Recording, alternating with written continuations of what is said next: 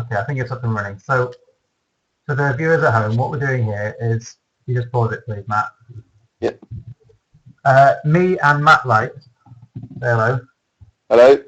We're going to go through a match that I recently played at the Manchester PTQ. So this was the modern format. I was playing Jund with Lingering Souls, and on your screen I'm on the right-hand side. My opponent on the left-hand side is Ian Pirouet from Reading, and he was playing Zoo deck. I don't want to say too much about what's in it, because I'm going to ask Matt what he thinks might have been in it from the information he's got. So try and get some of his information as we go through the match to imagine how I might have seen it as it was going. What the point of this is to see what I might have done well, what I might have done wrongly, how I could have done things differently to try and improve as a player. So we started the match, and I've kept my 7, but if we press play, you can see that Ian's he's actually mulliganing down to 5 cards. So not sure if that's been captured on camera or no. So it has. So he's led off with Scalding Tarn. He's cracked it. And what he's going to find here, he's going to find a land that allows him to cast Step Links. So my hand at this point is, I think I've got a couple of lands, a Dark Confidant, a Tarmogoyf, and I'm not sure what the other cards are. So if we just pause it for a moment. Yep. I might have a Lingering Souls as well, but basically, I think the point of my hand here is that I've got Dark Confidant and Tarmogoyf. And what would your plan be at this point with that information, that you have land, Dark Confidant, Tarmogoyf, and then stuff that's more expensive? Well, if you run out the Tarmogoyf early, at this point in the game, you're risking it just being lightning bolted, and you really don't want them to ever be able to 1-for-1 your Tarmogoyfs with lightning bolts, because your Tarmogoyfs are so big. Because it'll be a 2-3 from the lightning bolt and the land, so the bolt can kill it. So if you run out the Dark Confidant first, you get a lot more options going into the game, in that you can either block his step links just to chump so that your Goyf can survive a lightning bolt, or if he uses a lightning bolt to kill it, which a lot of people will do, you then get the Tarmogoyf that's big enough. Okay, and he's also... Yeah. So that's probably where I would be looking. Was there something more specific you wanted, or...? No, that's really interesting. Let's just press play and see how it develops, because I want to see... Oh, sorry. That's sorry. Right. Oh dear. Me on Skype. Hello. I do love your picture. Thank you. Right, so I do remember what happened. I'm not just trying to coerce what you think should have been the right play. I think I had that Raging Ravine with one of my lands, and one of the things about this sort of matchup is that because I play a lot of fetch lands, like Scalding Tarn, Verdant Catacombs, that sort of card, and the Ravnica style shock lands, I don't really want to play them untapped if I can. I want to avoid taking damage from my lands. So here's a really interesting point of the game. So he's made a Curd 8, but he hasn't got a second land, so his Step Link isn't going to be bigger. So what I do here is I just run out my fetch lands that get a basic swamp, because I don't want to take damage, as I mentioned before. And exactly as you mentioned earlier, as I play my Dark Confidant, just mostly intending to eat a lightning bolt, or to block if I can, just to save some damage and set up so that my Tarmogoyf's not going to be able to be killed with a single lightning bolt or lightning helix. He's going to have to use a full path to exile if he's going to try and kill that. So there's my Dark Confidant. I think I might even have another one in hand. I'm not sure.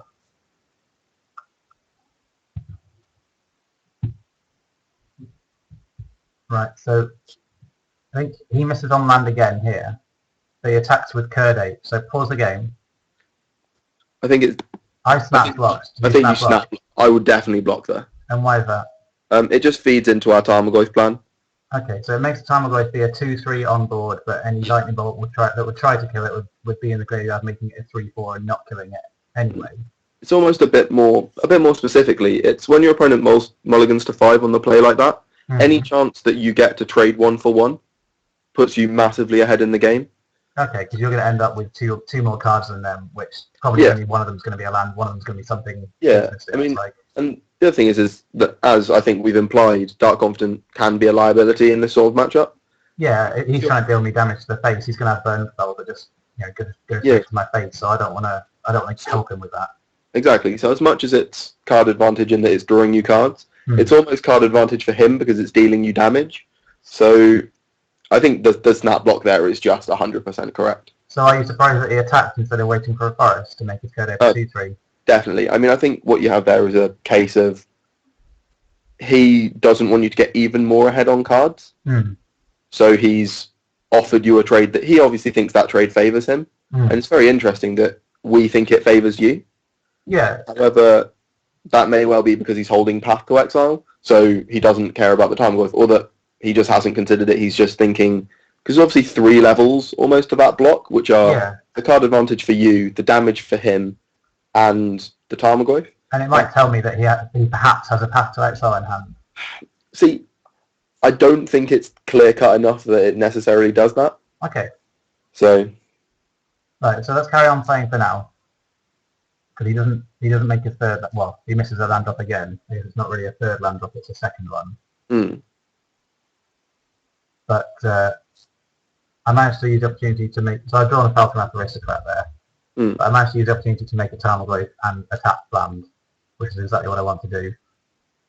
So yeah, you've just got so much time now, haven't you? Oh, it wasn't a tap land, it was a fetch land, but it will be tapped. Yeah. I think it fetches a white because I've got a Lingering Souls in hand. I mean, even if you don't, I think it's correct to get white. I mean, especially now that you've got the Aristocrat and Lingering Souls is so good with that. Right. So he's found an Aradmazer, the red-white fetch land, and attacks with Step Link. Now, obviously, I'm not blocking because although my Tarmogoyf's a 2/3, he just needs to find another land to make his Step Links a 4/5 and eat me. Yeah. An interesting play from him here is that he fetches an untapped green source. I think it's possibly a breeding pool, probably a stomping ground. And he uses Might of Alara on his Step Link. Now it's +1/+1 for each land type you've got. So I think he gets breeding pool because it wants to give it +4/+4. So this Step Link's here. Oh no, it's stomping ground. So it gives it +3/+3 with the Might of Alara. And that deals me 7 damage between the 4 power Step Links and the 3 from the thing. That puts me down to 12. Does that change the way you play the rest of the game? The fact that he's... oh no, he's not done it. I'm thinking of a future turn. I think I've just ruined it for you. Okay. But... spoiler alert! Yeah, so, well, pause anyway. Had he used Might of Alara to make it bigger, would that change the way you play the rest of the game? Yeah. In what way? It implies that he's got a bunch of burn spells, and that he's just trying to get you burnt out. The thing is, it doesn't really add up with him allowing your Dark Confident to live, for him killing your Dark Confident. However, it means you start to block a lot more aggressively. Okay. Rather than sort of taking them to the chest and trying to race him. Right, okay. Kind of. Like, does that make sense? In that you have to be a lot more wary that his hand's full of burn spells, because that's what it implies. If his hand's full of burn, then it's like he's drawing extra cards by making Dark Confidant deal me damage. Exactly. So he wants to play into that. He's not too worried about his creatures naturally. He'd be better off using them to block my Tarmogoyf later on. Yeah. Okay, well let's carry on playing for now.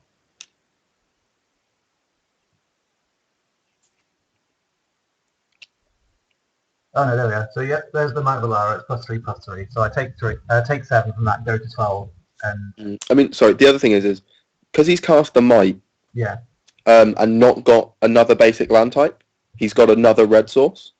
Oh no, he has to get a red source, doesn't he? Because it was an amazing. Never mind. Oh, I see. Yeah, he could get red green, or he could get white green, but he doesn't have a choice. Yeah, so all that stuff about breeding pool was he was probably hoping for it himself, but he didn't. So I fetched the white source there, and also my double black source. No, right. Stupid Mac. What? What is it doing? I don't know. Don't worry. Let's just carry on. I'm not even touching it sometimes. It's just so I fetch a white source, what I don't even know what it's called, but black-white. A white source, Godless Stone. So I can cast my Lingering Souls, but also the black, so I can Liliana his guy. Now that obviously doesn't quite match up with the idea that he might have lots of burn in hand to just aim at my face, but it does at least help that any creature he draws here has to be a haste creature in order to damage me. So yeah, killing it's the same as leaving back a guy to block it. It's quite interesting because he can't necessarily even damage you with the Step Links next turn. No, he has to find a land. That's find a land. And also, if you assume that his hand's full of burn spells and he's going to try and burn you out, is plussing the Liliana good there? It's a lot more of a gamble, because if he draws a... That's interesting, yeah, because that will save me 3 life, whereas the Step Link, killing the Step Links the other thing save me 4, but it might not. The other thing is if you leave the Tarmogoyf back as well, and you discard a Lingering Souls, like you said you had, Yeah, maybe then I was wrong on having a lingering soul then. I don't think I well, was. if you do have the Lingering Souls, Yeah. or another sorcery, you can discard that to the Liliana, which makes your Tarmogoyf a 4/5, which means that his Step Links bounces off it even with a fetch land if you just don't attack. Right. And then you just like strip burn spells out of his hand like that. Yeah, that's interesting. Yeah, I can see my hand here. I've just drawn Deathrite Shaman, and my hand is the Falconrathus Cracks and the Lingering Souls, and I think that's a Dark Confidant. The second one I had that I'm discarding. Yeah, I didn't even consider that I might want to make him discard to get rid of a burn spell. I think did he just discard a Might of Alara there? So actually, that's not really a burn spell in that sense. But yeah, no, I didn't think about it. So what I did was there, I just attacked him down to 6, played out my stuff, and said, you have to draw a Boros Charm or a Tribal Flames or I win. Yeah, that Liliana play is interesting. That's not something I've actually thought about. So just pause it here because we're going into game 2. Yeah. Yeah, that's definitely something I have to think more about. So it's good that we have immediately I can see a benefit from having this conversation because that's something I wouldn't have even noticed to think about. I don't think I would have noticed it in game either. No. And watching my own game back just by myself, I'm still going to think a lot of the same things as I did in the game because I've remembered what I did then, and I'm still me, so I'm still going to have the same sort of thought processes. But yeah, okay, so we're going into game 2, and I sideboarded. I mentioned it in one of the interviews we did afterwards. I think I sideboarded out my Thought Seizers and my Dark Confidants, and I brought in stuff that I can't even remember, like a couple of Obstinate Baloth. I took out my Falconrath Aristocrats. I brought in Olivia's, and just kind of cheaper stuff, really. Stuff that doesn't damage me and cheaper stuff that interacts with the board. So we can play for now. So that was a one game up, but he mulliganed to 5, and it's interesting to note that because he mulliganed to 5, he was 2 cards down. I survived on 4 life. If either of those cards is a Boros Charm or a Tribal Flames, then I'm dead. Yeah. So it was a close match, a close game, even though it may not have looked it in the thing. So I've got my opening hand here, and I'm on the draw, and I think I've got 3 lands, a Tarmogoyf, a Terminate, and a Fire Spout. I think that's what it is. I might not have the Tarmogoyf, but I've got a Terminate and a Fire Spout, which is definitely the important thing to remember. He makes a land, I think it gets Stomping Ground here and plays a Kurdape. Quite dangerous. I make my Raging Ravine because it's tapped. I've drawn a Forest, so I've got nice untapped mana sources. I know I've got a Blackleaf Cliffs in hand. But my plan here is basically, I don't know if he's playing Geist Saint Trash because I wasn't sure what Fullman's Do it was at the time. You've still not seen a blue source. I haven't, not really. You can guess that there will be one, but that's not necessarily the case. I mean, at this point, not all the Zoo decks are playing Geist. No, exactly. But my plan at this point is to next turn I can either terminate one of his creatures and then do something on turn 3, or I can just let it happen and then on turn 3 cast Fire Spell. The difference is 2 damage, which is actually a big difference, especially as I've just drawn this Lingering Souls, which would allow me to do something. I could terminate and then cast Lingering Souls on turn 3, and that would be, good use of my mana. You roadblock him, and do you have a white source in your hand, presumably? I think I've got a fetch land. I've also got a basic forest. Well, the thing is that casting the Lingering Souls on turn 3 isn't necessarily great if you have to fetch and shock yourself for it, because you're still taking 2. Right. It sort of depends what he does here. I mean... Well, he missed a creature on his turn 2. So now that he's attacking on turn 3, he hasn't got a second creature. This terminates, I feel like... I think you just... Oh, I chose to wait and then to Fire Spout it. I figure if he goes for any kind of Might of Alara, I'm definitely terminating. Yeah, definitely. I mean, see, that's the thing that you have. But as it is, he plays the Lone Line, and now nothing in the world can stop me from Fire Spouting. Yeah, definitely. I mean, even if he has the Might of Alara to save a creature here, that's not the end of the world at all. Which is actually something I didn't even consider the first time round. Although I did notice that when I was rewatching this myself, that he could have a Might of Alara to save a guy. But that would burn through a Might of Alara, and he'd still only have a 2-power guy afterwards. I mean, you kill a Kurdape and a Might of Alara for 1 card. Right. That's perfectly acceptable. And the Might of Alara is on that it would have been 5 life to me, which is quite a big deal. So definitely saving 5 life there is definitely that would be worth a Fire Spell itself. It's almost certainly not even correct for him to Might there, but it depends on his hand. If he has more guys, it probably isn't right. But right, I see. So I'm feeling quite good now because I'm on 16 life. He's got an empty board starting his turn 4, so he has to have quite a lot of burn to really get me. And you're holding Lingering Souls, Terminate. I So think I've you've got a fetch land, and I think I've got an aristocrat as well. Possibly not the aristocrat, but now he's just on burning you out. Yeah, he travel flames me here. Plays land and then lets me untap and fetch land and then make my time away. So I play that fetch land, which can still fetch me a basic swamp, the Marshflats. So I've still got my terminate up. It's important to note, apart from that turn I fire spouted, I've never, on turns 2 and 4, I've kept up this terminate. So I'm always making sure I'm not going to die to a haste creature if I can avoid it. What haste creature is it that you're worried about? Just Goblin Guide? Because they don't really play any others, do they? Not that I know of, but it wasn't really I mean, I thought he might be playing Ghosts and Trash, so it wasn't a deck I knew intimately. He didn't even have Burning Tree Emissary. So I'm just going to pause it there. Yeah. Did you say you may have had an aristocrat in your hand? I think I said it, but I don't think I meant it. I think I sideboarded them out. Okay, sure, that's fine. Well, because if you have an aristocrat there and an additional land, you've got the choice to just start trying to race. So you make the aristocrat for him, next turn 8 him. Oh, I see.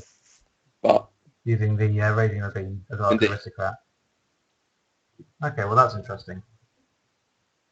The other thing is, if you make the aristocrat this turn and you have another land, next turn you can make sort of multiple spells, like have the Terminate and the Lingering Souls. Yeah. Things like that. Did you forget to crack your fetch land there? No, I didn't do it on purpose. Okay.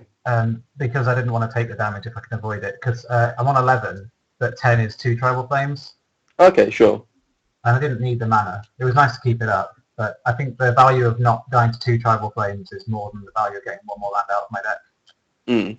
Because I think I must have had that Temple Garden in hand. I think my colours are all fixed. If I need the second black to get a Liliana, that's going to be okay. I can do it then. But yeah, and I know that a lot of people instantly crack fetches just to thin their deck, like as Ian is. But each one he does is costing him 1 life, you know, that if he's cracked 3 fetches that he didn't need to, then I've lightning bolted him. I mean, the thing is, that turn, you had the choice to, again, put him dead in 2 with your Tarmogoyf and your Raging Ravine. Yeah.